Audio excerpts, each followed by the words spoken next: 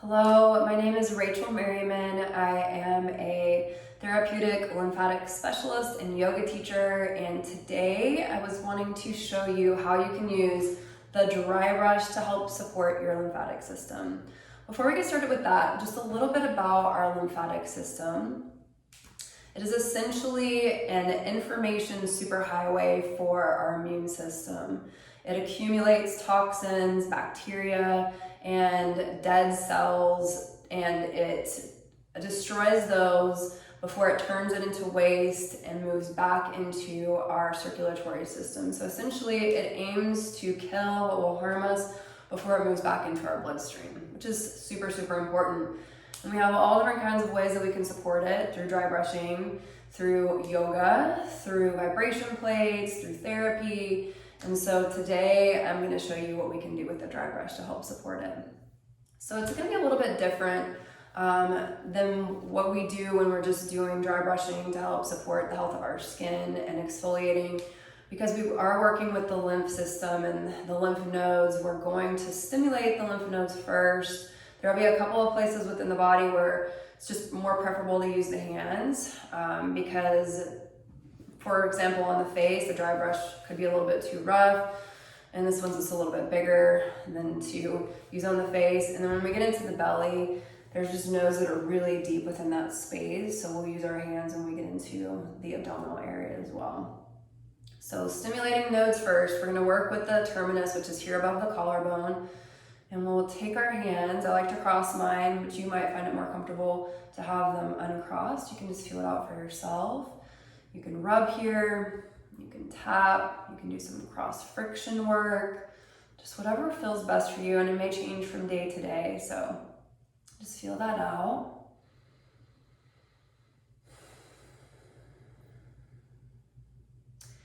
And then we're gonna move up to behind the ears before we work with the face. So I like to make this shape. That way I can get the front of and behind my ear. And once you surround the ear here, you're just gonna make these circles. And we'll do that on both sides. And I'm taking these circles back and down.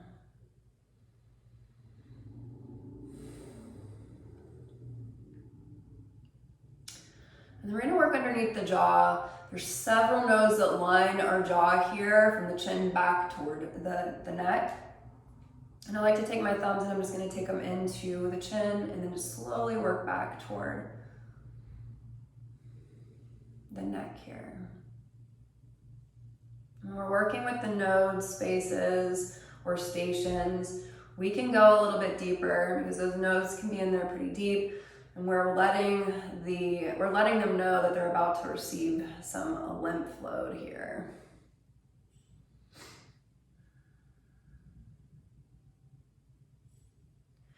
Good. And as we begin to work with the face, the pressure is really light. So now that we're here on the face and we're working with the vessels and the capillaries, the pressure is really light. We'll work from the center of the face out, and we're really wanting to feel this skin tug. If your face is dry, you could even grab a little bit of oil here. Just the tiniest little bit of oil. You walk the hands back toward the ears. Just a lighter pressure.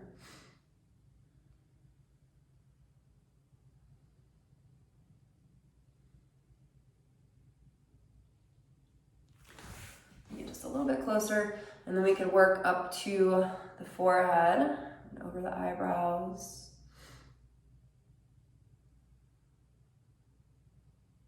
Most of the face drains toward the ears here, either to the nodes that are in front of the ear or back behind. And we start to work into the scalp and the back of the head. Some of those drain back to the occipital bones, or the occipital nodes rather. But for our purposes today, we're working with the front of the face. These are all going to drain into the nodes that are surrounding the ears.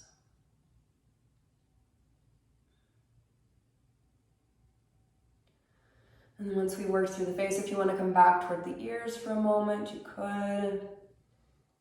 Just to help drain everything you worked back down. And then even taking the hands hands to the sides of the neck for a moment and drawing this down here.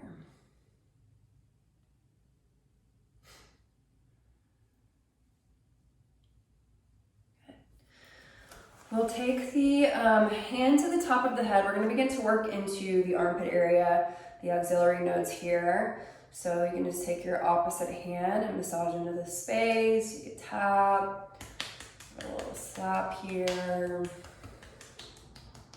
Letting them know they're about to receive some work.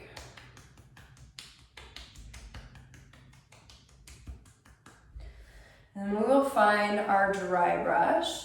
We're gonna always work from closer to the body, further away, so proximal to distal, because once we have this station open, we'll be able to drain what's here in this upper arm toward those nodes. If we worked here and something was congested here, it wouldn't really be able to get past. So we'll always start closest to the body and then work further away.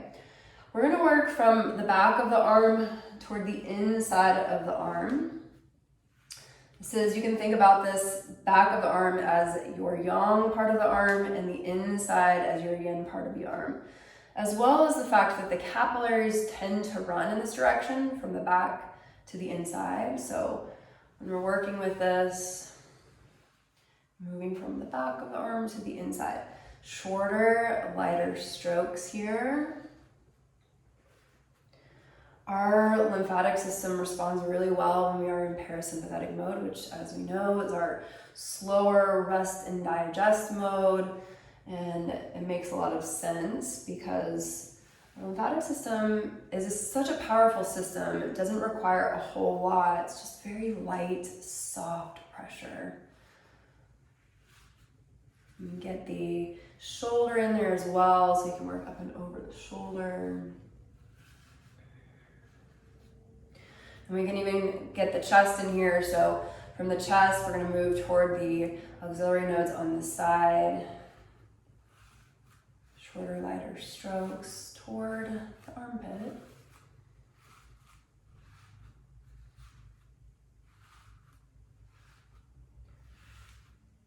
And then we're going to move to the bottleneck area here, which is the crease of our elbow. And since this is a space where there are nodes, we can be a little bit not aggressive. We can just be a little bit more deep as we're moving into the pressure here in this elbow crease. And this is a bottleneck area, so this can be a space where lymph can get congested, which is why we always work closest to the body and then further away. So once we have that opened up, we'll take our brush below this crease of the elbow, and we're going to work from the outside of the arm to the inside of the arm with these lighter strokes.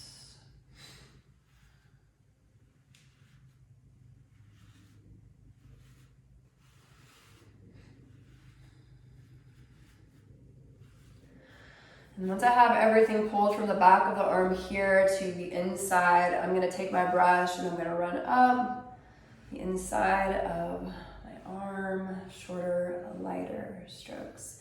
I continually have to remind myself of that as well, that it's very, very soft, very tender, very loving.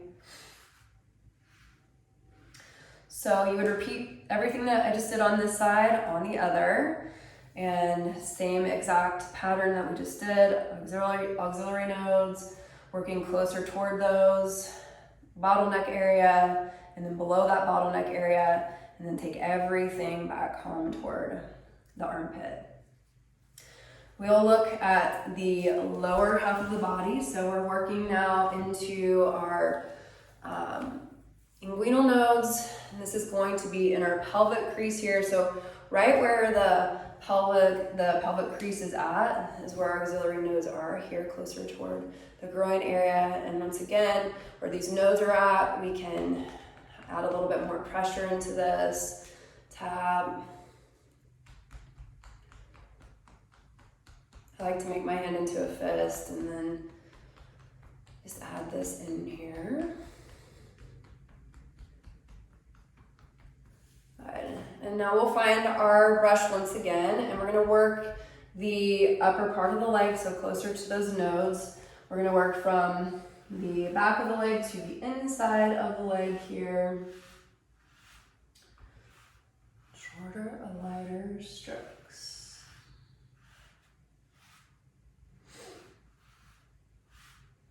You could get your glute muscle in. It doesn't really work very well with these yoga shorts on, but if you're in your bathroom in your birthday suit and you want to include your glutes in on the action, you can add those in as well. And then once we've worked the upper leg, we're going to work the bottleneck area here, which is in the crease of the knee. So we're going to take the hands here into the crease or the bend of the knee, work a little bit deeper.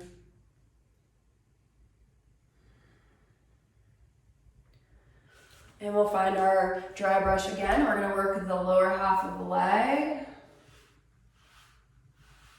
Just always working toward the heart.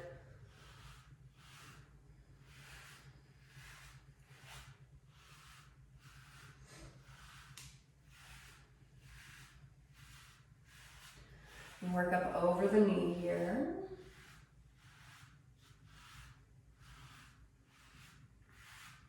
And we can take this up, shorter, lighter, softer strokes. Get the top of the foot.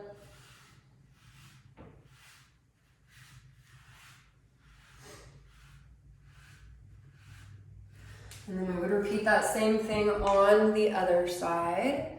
We're going to take a look at the abdomen for a moment. We have some organs within our belly that are associated with our lymphatic system. We have the liver and we have the spleen here as well. So we're going to show them a little bit of TLC and then we'll do some massaging into the nodes in the abdominal area. So our liver is over here to the right underneath the ribs and we can't actually touch it, but just allowing ourselves to massage into this space will also just let the liver know like, hey, we're here. It's also nice just to show it a little bit of love, moving some things around in there. And then our spleen is over here to the left, along with our stomach.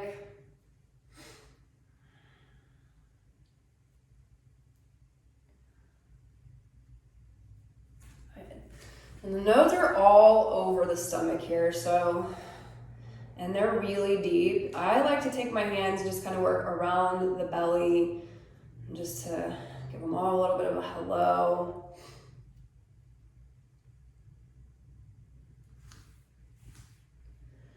And so the abdomen area, it's going to drain toward these inguinal nodes.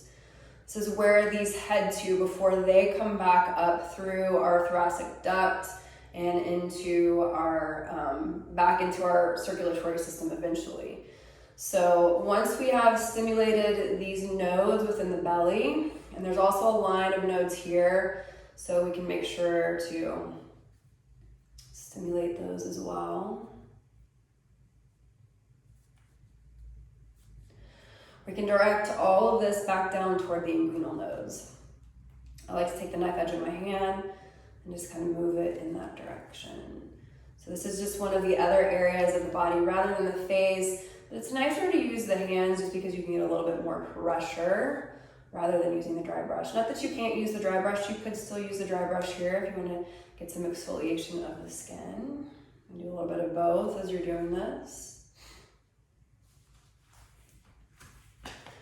You could also include the fingers in this as well. Just taking the fingers on the sides of, the fingers on the sides of your fingers and then working down. If you have something specific going on in your body, like you have some swelling or some tenderness, you might want to do a little bit more work on that specific space or area. And with each section of the body, you could do anywhere from 3 to 5 passes, or once again, if you have swelling or something specific going on, you can work in that one area just a little bit longer.